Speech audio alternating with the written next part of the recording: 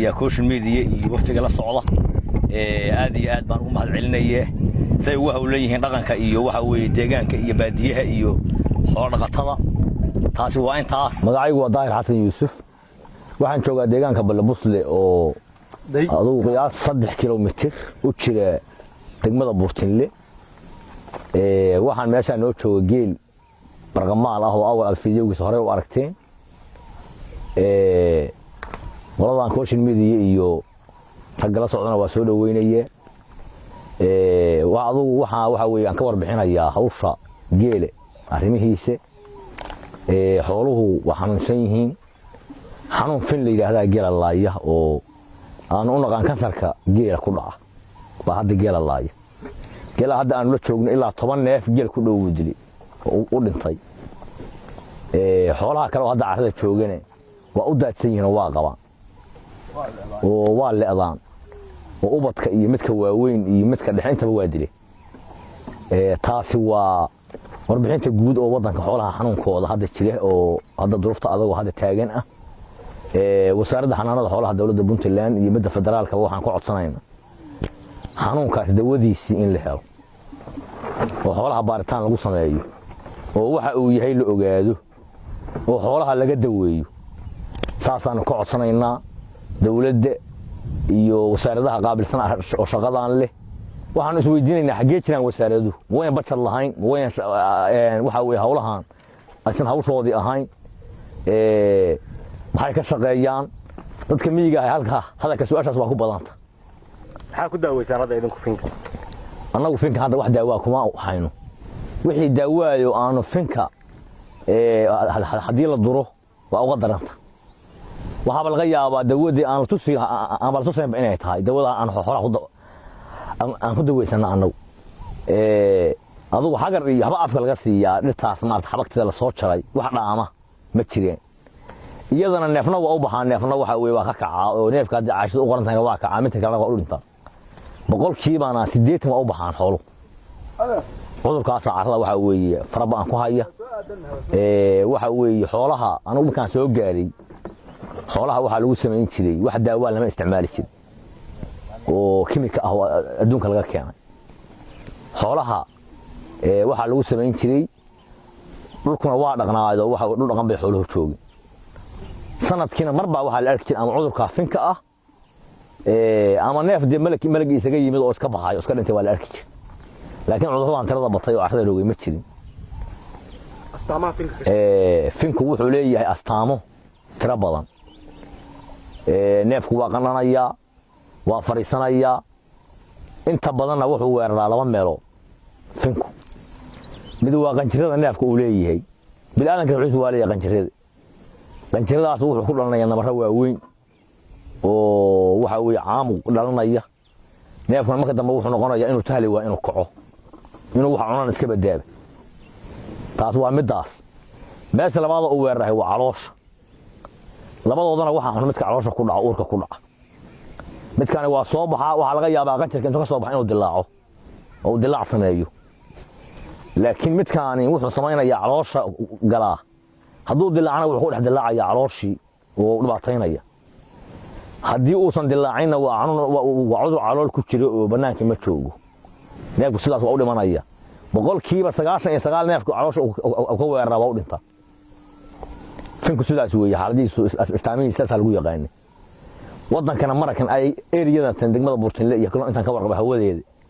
aad buu ugu badan yahay intii hadda sanadkan ahayd abaartii iyo haatan inta abaarta laga baxay intaba waa jireen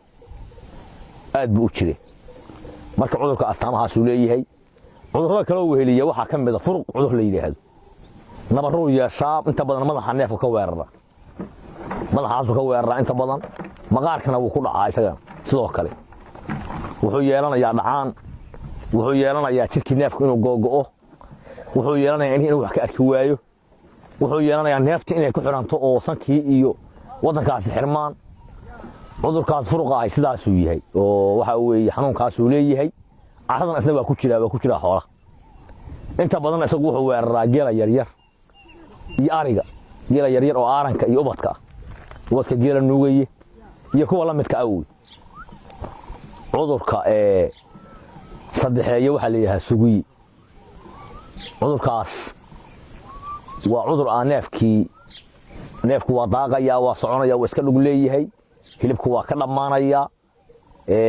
waa iska qalalayaa biyaha cabi mayo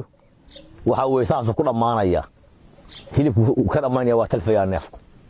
cudurkaasna sugiyaa la yidhaahdaa sidaas wey isagana xaaladiisu marka cudurradaasi dhammaan bay nagu bateen inta badan finkaas horey waa u arki jirnay kol anugu kamana soo gaarin dawlad baadho hadda xoolaha dawa siiso oo hawshaa gasha laakiin waxaan ka soo gaarnay inuu jiri jiray laakiin furuqaan sugiyahan waxyaalahan tirada badan oo haatan yimid oo cudurradaada aadka u fara badan inta badan dhowaan bay yimaadeen inta badanna waxaa laga yaabaa sunahaan badan batay iyo waxaan carrada lagu waxaynayo inay inta badan ka kaceen cudurro aan la garanayna waaba jiraan oo haatan iyaga weli aan magacba loo bixino xoolaha laynayaa jira sida babti oo kaleeto waxaa jira xilliyo badan cudur hadda xilligii karoonuhu imaanayay yimid oo geela dhab u laayey oo waxa weeye geela inta badan laga fiirsanayo fiicnaa oo hashi ama caanaha leh ama ratiga la raranayo dilayey dadku wuxuu u bixiyey karoone waddanka iyaga kan waqtigiisii karoone mid ka horreysay oo neefku u soconay isagoo daaqayo qurux badan oo fiican oo caafimaad qaba udac u dhici jireen babbaa loo baxshay iyadana babbaa la oran jiray neefku dac buu u dhici jiray ama ha igu soo dhicin hadba sidii loo dhigo adigu cudurradaasi waa badan yihiin dawladdu wax nalaga qabato xoolihii u timaado oo waadhig waxaan arkaya maanseeda bisha 10keeda haddii la gaaro timan baa baxayo waddanka aadaya marna wasaaradda xanaanada xoolaha marna geela ma imaan miyaa oo booqasho kuma imaan inta geela la joogtaa ma imaan intaasna geel baan ku soo gaaray waxay haatanna geela waagi hore hawdkaa la marin jiray oo dhulkiisaas caduummo iyo hawd iyo galbeed iyo hadba meel buu geli jiray laakiin hadda magaalada lagu soo dhaweeyey oo intaan dambe abaarihii waa la fahmay magaalada agteeduu joogee magaaladaa loo lisaa dawada waxaan ka soo gadanaa suuqa iyadoo taal oo wax garaama aan lahayn yaa qoray annagaa qoray annagaa u qoray oo annagaa siina cid qoray ma jirto dawooyinka aan siina hadda meelahan qayb baa laga helayee dawadaas waxaa la yidhaahdaa soo qabo dawadaas waxaa la yidhaahdaa sharoobo caal baan u naqaan caal baa la yidhaahdo caloosha ka gala xoolaha oo ka kaca gaajada baa jire dawadaas waxa weye sharoobada ah baanu isticmaalnaa waxaanu isticmaalnaa kiniiniyaal kaloo meelahan yeel soo qabo bahalkaas kiniinigaas meeshay wada dhooban yihiin sharoobadaas wey caalkaanu ka siinaa sharoobada sida u siisaa xabaddan oo kale 2 neef baan siinaa oo gela waaweyn ubadkana iyo adu aaranka gela yarar ilaa 3 neef baan siinaa ilaa 4 neef qiyaastoodu sidaas wey sawla tacaamushaan isticmaalka neefkaas siisaa neefka aanu siino adigu 3 bari 4 bari ma maalo soo qabo waa u kaadinaa laakiin qofba waa siiyo hadda dadku xoolo xira uguma wada jireen kan waa kiniin wey kani looda ku soo waran tahay iyo neefkaas kaloo aanan garanayn wuxuu yahay laakiin ari aan u malaynayn inuu yahay aan u malaynayn kiniinkaas neefka naaxiyaa la yidhaahdaa naaxin baan u naqaan naaxiyaa la yidhaahdaa neefka nafaqadarrada ku dhacdo oo caatada ah oo liita baanu siinaa 10 baanu ka siinaa neefka weyn 10 xabo baanu ka siinaa neefka yarna 5 xabo baanu ka siinaa isticmaalka ma u kaadisaan xilli waa u kaadinaa intaasoo kale aanan maalin 3 beri baanaan maalin ma jirtaa daawo neefka jirkiisa la mariyo ama naasaha la mariyo oo dhib ah oo intaa marisaan suntaas yani kabacdina amaashaan waxaa jirta bahal la yidhaahdo dawo cadho oo hadda aan filaya meelahan in hadda ay yeelaan hadda qalabkeeda yaallo laga yaabo in laga helo inkastoo hadda inaan joojinno aan ayaantaan ololaheeda wadnay hawshaasaa jirta dawadaasaa jirta dawo cadho iyo dhib iyo waxaasa dadku u yaqaanee bahashaasi waa bahal halisteeda leh weeye waa lagu buufiyaa inta badan geelo hadda qalab bay leedahay lagu buufiyo saas naasaha iyo waa laga ilaashaa inta badan marka adigu caaw markii la mariyo saa kale waa la iska daayaa beri oo kale la maala wixii loo gaaro dad maalaa jira inta soo qabsada markooda oo maala iyadoo sunta ay ku jirto oo xalay la dhibeeyey saaka maalaa jira marka dhinaca caagadaha iyo caanaha maxaa ku shubtaan caagadaha anagu hadda waxaan ku shubnaa weli caagado waxaan u baahannahay oo aan sidoo kale codsanaynaa in loo keeno qalabkii lagu maali lahaa caanaha joog iyo nidaam in loo keenaan rabna macdan ha maadaama dadkii ay sigila ka maarmayn magaalada oo ay caanihi rabaan in dadkii kala labaduba miyi ama jooga magaalada dadka caanihi bay rabaan ka maarmi mayaan geel shay muhiim ah lafdhabar ah weeye Soomaaliya lafdhabar u ah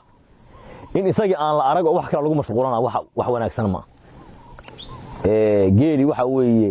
waxaan u baahanahay joogtii aanu caanaha ku maali lahayn oo aanu magaalada ku geyn lahayn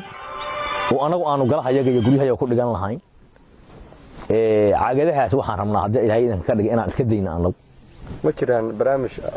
wadaan oo caano saafi ah oo aan xanuun ku jirin oo baaritaankoodu saxan yahay haddii rabtaan qiimaha inaad badisaan ma yani aad geel caaniisa yani tayadiisa kor loo qaado waxaan joojinaynaa calafta suntii ruuxeeda hadda waa joojinay waxaan rabnaa inaanu soo saarno caano tayo leh oo aan wax isuna iyo wax kimika midna lahayn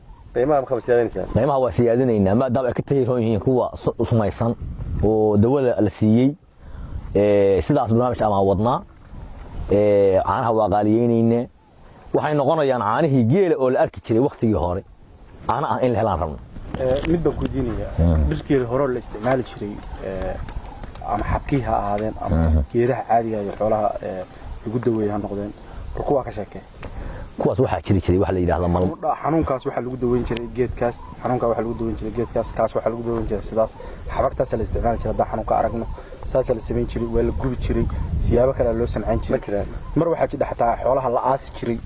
oo maartay la duugo baa jirta marka dhiig mar la siiyaa jirta bal ma sheekay waxa jirta inta anigu aan ka soo gaaray aniga waxa ku dhici jiray xanuun la sanbab xanuunkaas sanbabku ka weerari jiray caanuqa sanbabka kaga dhici jiray neef xanuunkaas ku dhacay baa la soo qaban jiray waa la bareyn jiray waxa laga soo bixin jiray sanbabkiisa la kitfi jiray halkaas laga sari jiray ariga sanka ah waa laga guri jiray talaal baa la oran jiray ariga ku xaas ku biskoon jiray nidaamka noocaas ariga lagu sameyn jiray geele xanuunka aan sheegayo aan leeyahay finka ama kansarka hadaan sirka u dhigo xanuunkaas waxa lagu sameeyay waxa lagu daweyn jiray xagarka dawadiisa hadeerna lama joojin oo waa lagu sameeyay waa la qasayaa waa la dhigayaa hameen markuu yaalo isaga oo biyo cad noqday baa afka laga siin jiray inta badan finka caloosha ku dhaca waxbuu tari jiray dawo ku dhaantan hadin anagu wali ma hayno inta aan ka aragnay xagarkaas u ahaan jiray malmalka kan waxa dadka dawo ahaan u isticmaali jiray isaga oo waa saas u ahaan jiray xagarku waxa kale oo faa'iido lahaa shilinta lagu waa la marin jiray waxa lahan iyo dhibaataan ma keeni jiray hadeerna waa la mariya waa la marin jiray shilinta waa u dilayee lahanna inuu sareeyeen baan aaminsanahay anagu oo kimikada uu dhaamo uu ka fiican yahay saasaan u qabnaa isaga waxa jira geele cudurrada ku dhaca waxa kamid ah xanuun cudur la yahay shimbir inta badan waxay ka weerardaa xubnaha neefka surkay ku dhacaysaa adimaday ku dhacaysaa dhabarkay ku dhacaysaa intaasoo meelood bay ka weeraraysay waa la gubi jiray marka hadeerna anagu waa gubnaayo hadda geeda u tagtaan gel badan oo guban oo laga gubay waad ku arkaysaan oo waa gubne oo wali dhaqankaas anagu xagga gubniinka shimbirta bedelkeedii oo dawo lama soo gaarin sidaas way iyadana xaaladeed waxa jira waxa weeye geed la qaniisiyo waxa jira shimbirta geed la qaniisiyo baa jira waxa jira subaga idaha oo kale baa lagu shiilayaa dhirtaas geed shimbireed baa Soomaalida u taqaanaa waa lagu shiilayaa neefka waa la siinayaa waa la rugsiinayaa xididkiisa waa la rugsiinayaa sidaasna waa jirtay waa geedo badan oo waxa weeye hadda aan saxiix karo oo geed gacmo gooyo la yiraahdo geed shimbireed la yiraahdo oo nooc kala ah hadda meelaha waa ku yaali iyaguna waa jireen marka arrimahaas oo dhan baa jire marka waxaanu leenahay war xoolo waa la dhabartii dalka